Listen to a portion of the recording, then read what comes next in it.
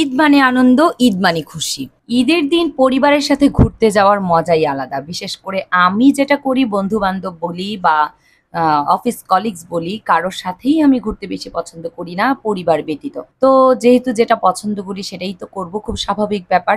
আর সামনের ঈদটা হয়তোবা পরিবারের সাথে থাকতেও পারি, আবার নাও থাকতে পারি। এটার কোনো ঠিক ঠিকানা নাই। তাই জন্যই এবারে ঈদটা আমার কাছে খুবই স্পেশাল ছিল। আর সবচেয়ে বড় কথা হচ্ছে আমার একটা পিচ্চি আছে, আমার ছোট বোনের একটা পিচ্চি আছে। ওদের জন্যই আসলে ঈদে বাইরে যাওয়া, কিডস জোনে যাওয়া, যেখানে বাচ্চারা সবচাইতে বেশি মজা করতে পারবে। আসলে বাচ্চাদের খুশি আর আমাদের খুশি একাত্ম হয়ে যায় যখন মেয়েরা মা হয়। ঠিক তেমনিভাবে আমি আমার পরিবারের সবাইকে নিয়েই বের হলাম। তো ঈদের দিন সকালটা যেটা হয়, বাচ্চারা সবাই, আমার হাসব্যান্ড, আমার ভাইরা, আমার ছেলে সবাই মিলে নামাজ পড়তে যাওয়া। এবারে আমার ছোট্ট নেহাল জীবনের ১ম ঈদে নামাজ পড়তে গেল। এবারের ওর বয়স হচ্ছে ৩ বছর। আপনারা বলতেই পারেন এতদিন কেন তাকে ঈদের নামাজে মসজিদে পাঠান নাই? আমি নিউজ করার খাতিরে আমি গত ২ বছর আগে একটি নিউজ করেছিলাম যে একটি বাচ্চা তার বাবার সাথে মসজিদে নামাজ পড়তে গিয়ে বাবা যখন সেজদা দিচ্ছিল, ১ মিনিটে চোখের পলকে ২ রাকাত নামাজ শেষ করতে, করতে যেটুকু সময়, ওইটুকু সময়ের মধ্যে ওনার বাচ্চাটাকে মসজিদের সামনে থেকে এক ভিখারির কোলে নিয়ে চলে গেছে। আজ পর্যন্ত বাচ্চাটিকে পায়নি। সে বাচ্চাটার বয়স ছিল ২ বছর। হাঁটতে শিখছে, বাবা-মা বলতে জানে।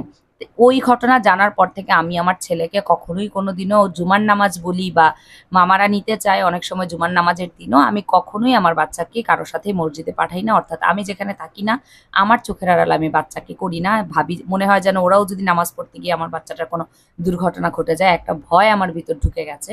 যে কারণে আমি আমার ছেলেকে কখনোই মসজিদে পাঠাই নাই। তবে এবার আমি আমার ছেলেকে মসজিদে পাঠাইছি কারণ ওর ৩ জন মামা, সেই সাথে ওর বাবা, ওর ভাই। তো এত মানুষের ভিড়ে ওকে দেখে রাখতে পারবে। যে কারণে বারবার করে বলে ওকে এবার আমি মসজিদে পাঠালাম। ও ভীষণ পরিমাণ এক্সাইটেড ছিল। এই ছোট, ছোট করে ভিডিও করে ওরা আমাকে এনে দিয়েছে। যেটুকু ভিডিওতে দেখলাম যে সে সবার দেখাদেখি সে নামাজের জায়নামাজে হাতে নিয়ে সে হাঁটতেছে তার মামার হাত ধরে। তো আমার যে ভাই আছে তৌফিক, ওরে আবার আমার বোনের বাচ্চা আর আমার বাচ্চা দুজনেই বেশি ভালোবাসে। কাড়াকাড়ি লেগে যায় এই মামার কাছে বেশি যাওয়ার জন্য। তো আমার ছেলে আবার এই মামার হাত ধরেই যে গেছে মসজিদে, বেশিরভাগ সময় খেয়াল করে দেখলাম যে ওর কোলেই বসে আছে। যাই হোক, নামাজ পড়ে আসলো, আমরা বাসায় খাওয়া-দাওয়া করলাম। খাবার-দাবারের ছবি আর আপনাদেরকে দেখালাম না, ভিডিও করলাম না। কেননা ঈদের দিনে আসলে সবার বাসায় মেনু একটাই থাকে। আমরাও সেরকমই মেনু করেছি।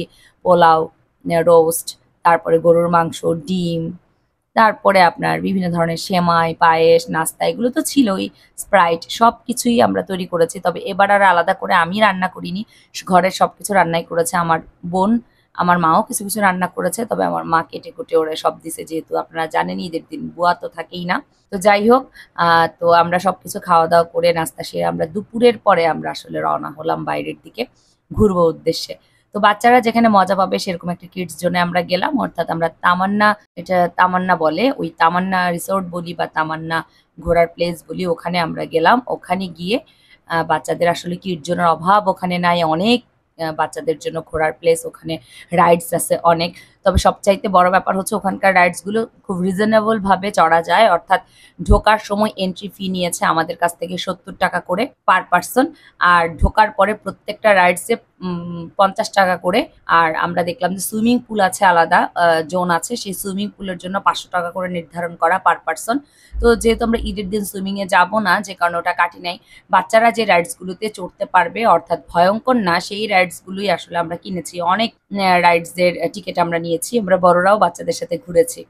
বড়রাও বাচ্চাদের সাথে উঠেছি। তো এই রাইডস গুলোতে আমরা উঠলাম। উঠে ১ম এই আমরা চড়লাম হচ্ছে ট্রেনে। ট্রেনে চড়েছি একদম সবাই। তো সবার জন্য আমি টিকেট নিয়েছি। তারপরেও ওর মামারা ওঠে নাই। বলল যে, "আমরা কি বাচ্চা নাকি এটাতে উঠবো?" কিন্তু আমরা উঠছি, আমার জামাইও উঠছে। তারা আবার আমার ভাইয়েরা দেখলাম যে পাশ থেকে আবার আমার জামাই ওঠাতে হাসাহাসি করতেছে। তো যাই হোক, বাচ্চারা অন্ততপক্ষে ট্রেনে চড়ে খুব খুশি হইছে। তারপরে উঠাইলাম ঘোড়ায়। সেই ঘোড়ায় চড়তেছে। দেখেন আমার বোনের বাচ্চাও আছে, আমার বাচ্চাও আছে। তো ওখানে ভিডিও করলাম অনেক, যেহেতু ২ টা বাচ্চাই নিজেরা ধরে বসে থাকতে পারবে না। আমার বোন ওর বাচ্চাকে ধরে রাখছে, আমি আমার বাচ্চাকে ধরে রাখছি। আমার বোনের বড় বাচ্চাটার নাম হচ্ছে রায়ান। ও বাঁকা হয়ে বসছে, সোজা হয়েও বসে নাই। তো ও চড়ছে ঘোড়ায়। তারপর আমরা ঘোড়া চড়ে তারপর আমরা গেলাম যে আপনার দোলনা, অর্থাৎ দোলনার ওটাকে দোলনা না জানি কি বলে, নামটা ভুলে গেছি। যাই হোক, দোলনার মধ্যে চড়ার যেই জায়গাটা। তো সাহস করে আমি আমার বাচ্চাকে নিয়ে কোলে নিয়ে একটাতে বসলাম। একটা পর্যায়ে দেখি যে ঘুরতে, ঘুরতে আমার মাথা প্রচন্ড ঘোরাচ্ছে। আমার কাছে মনে হচ্ছিল আমি যেন আমার বাচ্চাকে, এতই মাথা ঘোরাচ্ছিল যে আমি মনে হচ্ছিল যেন আমি আমার বাচ্চাকে হাত থেকে ছেড়ে দিব।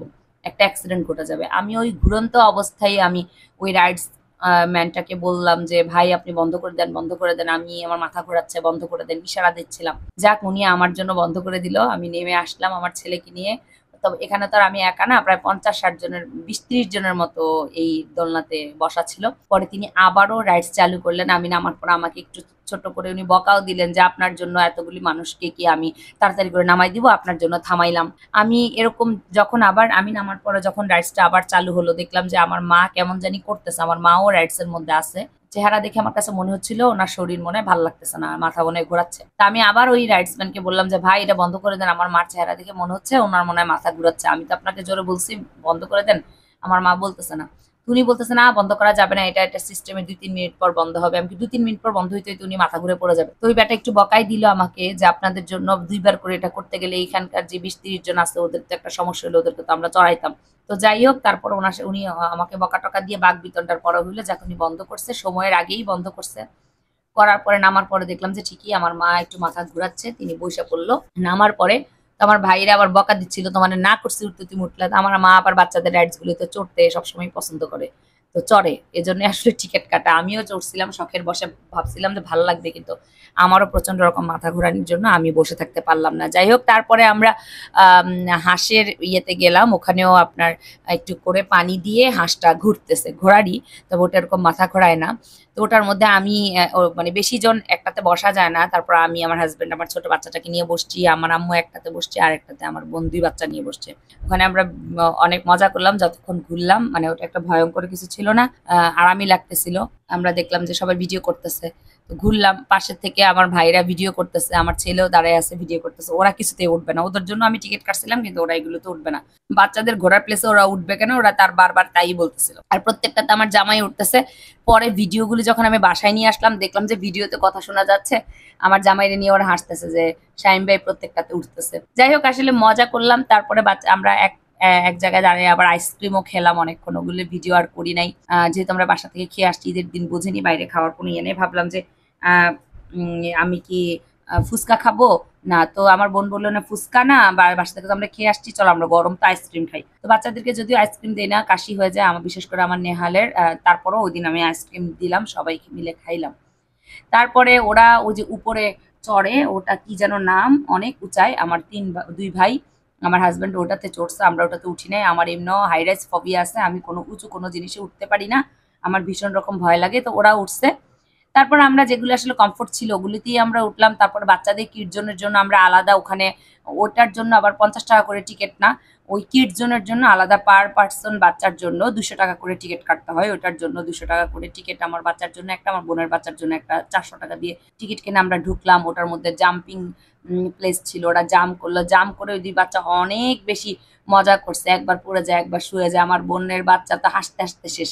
২ টাই পিঠাপিঠি তো যেমন মারামারিও করে তেমন আনন্দও করে, আবার ২টা ছাড়া থাকতেও পারে না। কিড জোনে জাম্পিং প্লেসে গিয়ে তারা ভীষণ আনন্দ করলো। ওখানে যতগুলো ছোট, ছোট রাইডস ছিল কিড জোনের মধ্যে প্রত্যেকটাতে চড়েছে। তারা চড়ে খুবই আনন্দ করলো। একটা পর্যায়ে আমরা এত টায়ার্ড হয়ে গিয়েছিলাম কেননা আপনারা দেখেছেন যে প্রচুর পরিমাণ রোদ ছিল ওইদিন ঈদের দিনটাতে। প্রচুর পরিমাণ রোদ, রোদে ঘামায়া এত টায়ার্ড হয়ে গেছি, পরে আর শরীর চলতেছিল না। পরে আমরা বললাম যে, "চলো আমরা চলে যাই।" পরে আমরা বাসায় চলে আসলাম। বাসায় এসে এই ছবিগুলো আমরা আপলোড করলাম। তারপর ভিডিওগুলো দেখছিলাম। আসলে এটাই হচ্ছে ঈদের একটা আনন্দ। আম পরিবারের সাথে সময় কাটানোর মতো বেস্ট সময় আর কিছু নাই। আপনারা যারা বাইরে সময় কাটান, অনেকেই দেখেছি যে নামাজ পড়ে বন্ধু-বান্ধব নিয়ে বাইরে চলে যান ঘুরতে। সেটা করবেন না। আসলে প্রত্যেকটা ঈদই খুব গুরুত্বপূর্ণ একটা সময়। আপনার বাবা-মা হয়তো এখন জীবিত আছে, অন্যান্য আত্মীয়স্বজন এখন জীবিত আছে। তারা আগামীতে নাও থাকতে পারে। তার জন্য বা আপনি বিদেশে চলে যেতে পারেন। সামনের ঈদগুলো তাদের সাথে আপনি নাও থাকতে পারেন। অর্থাৎ ভাগ্য কার কোথায় কখন লিখা আছে সেটা কেউ বলতে পারে না। যে কারণে আমার মনে হয় প্রত্যেকটা ঈদ ফ্যামিলিদের সাথে অন্ততপক্ষে কাটানো উচিত একটা টাইম হলেও। পরবর্তীতে আপনি আপনার বন্ধু-বান্ধবের সাথে যান সেটা অন্য ব্যাপার। তো এভাবে করে এবার ২০২৪ সালে ঈদ আমরা কাটালাম। তবে গত ঈদে আমার বাবা ছিল, এই ঈদে আমার বাবা নাই। সেই মন খারাপটা ছিল। দেখলাম যে আমরা খাওয়ার পরে সকালবেলা আমার মাও মন খারাপ করে বাসায় আছে। তো চিন্তা করলাম যে ওরা সবাই মন খারাপ করে বাসায়, ওদের মনটা রিফ্রেশ করার জন্য বাইরে ঘুরে আসি।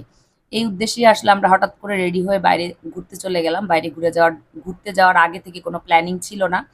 তারপরে আমার ভাই ছিল গত ঈদে। এবার আমার ভাই কানাডাতে আছে। তারে আমরা খুব মিস করছি। আমার ভাইয়ের বউ ছিল। তাকেও খুব মিস করছি। গত ঈদেও ছিল। তো সবাই মিলে আসলে আনন্দ করা যায় না। এই যে দেখেন আমার ভাই ১৫-২০ দিন আগে কানাডায় গেল। ও কিন্তু এবারের ঈদটা আমাদের সাথে করতে পারল না।